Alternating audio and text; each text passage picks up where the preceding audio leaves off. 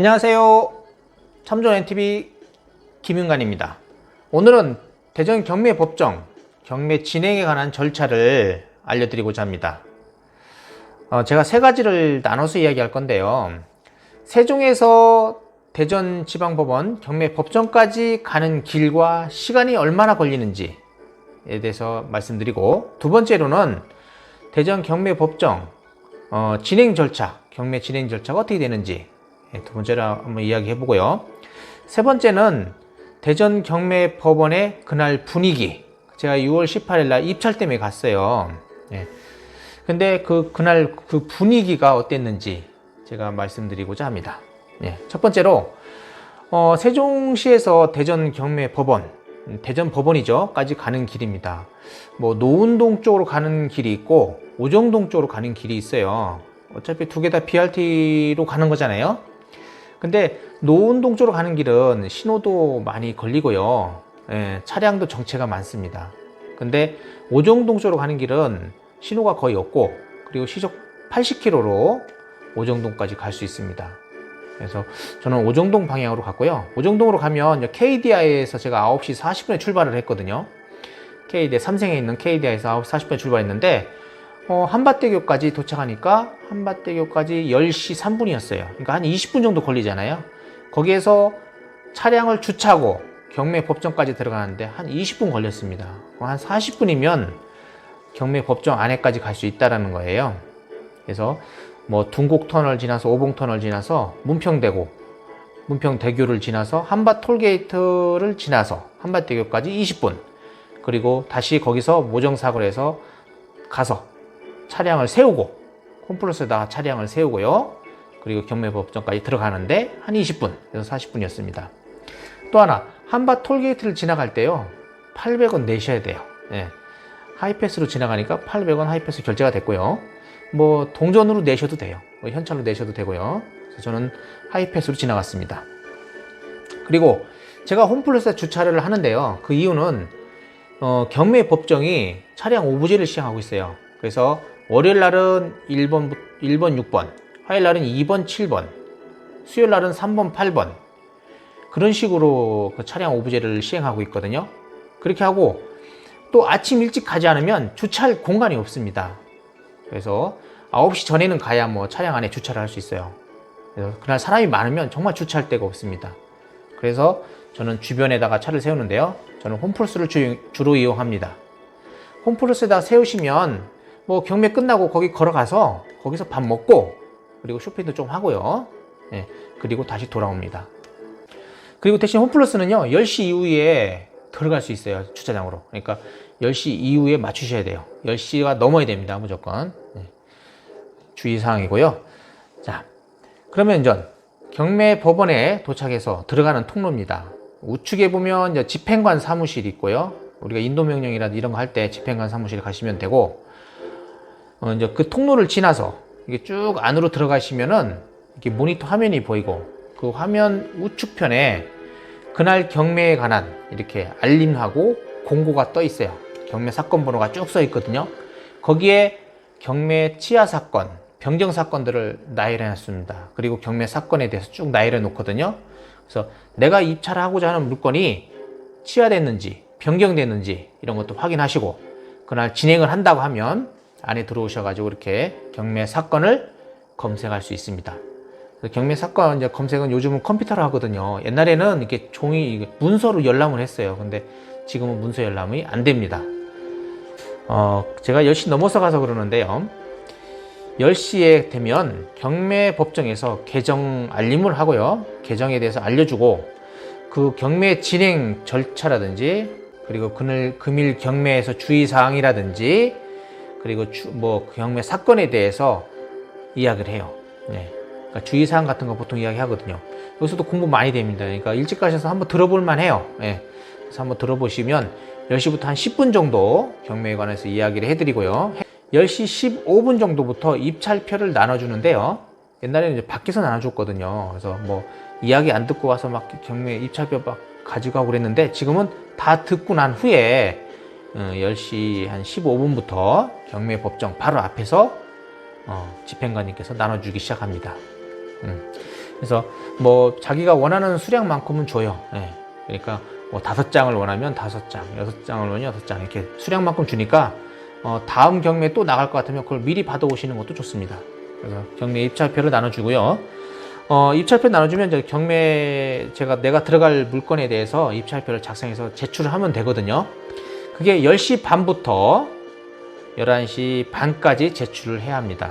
그래서 저는 보통 경매 법정에서 이렇게 쓰는 공간이 있어요. 이렇게 커튼이 쳐 있는 쓰는 공간인데 거기서 작성을 하지 않고요. 나와서 조용한 데서 작성을 합니다. 커피숍이라든지 뭐 검찰청 안에 들어가도 커피숍이 있어요. 거기서 하다든지 아니면 밖에 나와서 아주 조용한 데서 작성을 합니다. 생각을 하면서. 그리고 미리 작성해서 가져갈 때도 있어요. 전날에. 그래서 10시 반부터 11시 반까지 제출을 하시면 되고 11시 반이 되면 이제 경매 법정에서 이제 입찰표 마감을 하겠다. 이제 제출 마감을 하겠다는 것을 알립니다. 그래서 그때까지 경매 법정 안에 들어온 입찰표는 다 받아줘요. 근데 그 이후에 들어오는 거는 막습니다. 그러니까 11시 반까지는 꼭 경매 법정에 입찰표를 작성해서 가지고 오셔야 되는 거 잊지 마시고요. 이제 경매 입찰 마감을 하면 이제 집행관님께서 이제 화면에서 보듯이 이제 사건 번호대로 분류하기 시작합니다. 쭉 사건 번호대로 분류를 하고요. 사건 번호대로 분류가 다 끝나면 입찰 봉투를 뜯어서 입찰하신 분들 중에 순위대로 또 쭉 나눠줍니다. 나눠주고 나서 이제 호치케이스로 박아놓은 상태에서 그날 사건에 몇 명이 입찰했는지 하나하나를 불러주기 시작합니다. 그날 진행되는 사건 전부를 사건 번호대로 이제 입찰자가 몇 명인지 불러주고 나서 입찰이 많은 것부터 개찰을 시작하거든요. 그래서 10명 이상 되는 사건부터 개찰을 하고 10명 이하인 사건은 사건 번호 순대로 개찰을 시작합니다. 여기서 주의할 사항이 하나가 있는데요.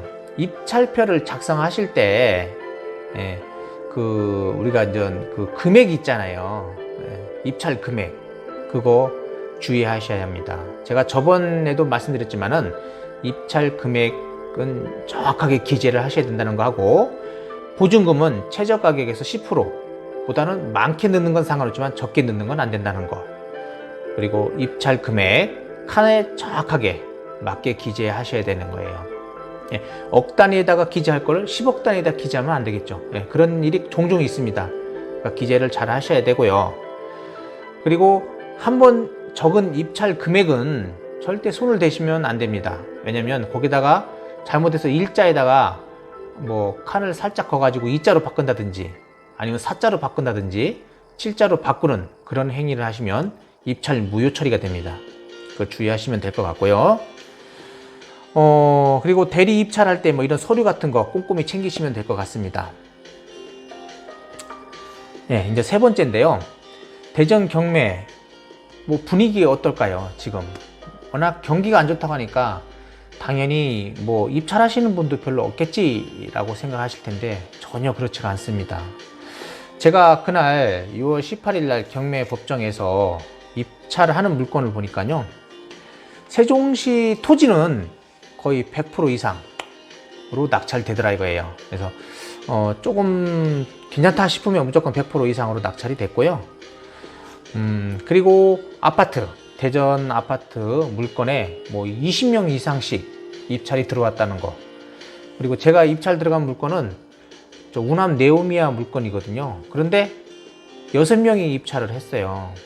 큰 평수인데도. 그리고 그렇게 선호하는 지역이 아닌데도 불구하고 6명이 입찰해서 거의 뭐 90%대 낙찰이 됐습니다. 그리고 또 특이한 사항은 공장, 유성구 관평동에 있는 공장에 10명이 들어왔다는 거예요, 입찰이. 그래서 거기도 보니까 거의 뭐 90% 이상의 낙찰됐습니다.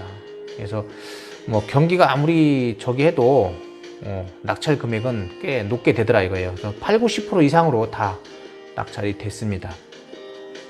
그리고 그날 입찰장에 굉장히 많은 사람들이 와 있더라는 거예요. 그래서 뭐 지금 이 사진에서도 보면 아시겠지만 들어갈 틈이 없었습니다. 입찰 이 경매법정 안으로 그냥 사람이 너무 많아가지고 밖에까지 사람들이 다들 많이 있었다는 거. 그래서 그만큼 많은 사람들이 경매에 관심이 많다는 거고요. 그리고 좋은 물건에는 많은 사람들이 들어온다는 거예요. 둔산동 국가 아파트였거든요. 거기 28명이 입찰을 했고, 그리고 저 전민동의 엑스포 아파트도 23명이나, 문지동의 아파트가 가격이 많이 오르다 보니까 엑스포 아파트가 인기가 굉장히 좋은 것 같습니다. 그래서 많은 사람들이 들어왔었고, 보통 아파트에 아무리 인기 없는 아파트 6, 7명씩은 다 들어오더라는 거죠. 그리고 낙찰 금액도 거의 8, 90%대 낙찰됐다는 거. 네. 그래서 뭐 지금은 그런데요, 뭐 계속적으로 관심을 가지시면 좋은 물건에서 좋은 가격에 낙찰 받을 수 있으니까 많이들 관심 가져주시고, 제 영상 보시고 구독, 좋아요 꼭 부탁드립니다. 다음에 또 뵙겠습니다. 감사합니다. 꼭 잊지 마시고 구독, 좋아요 부탁드릴게요.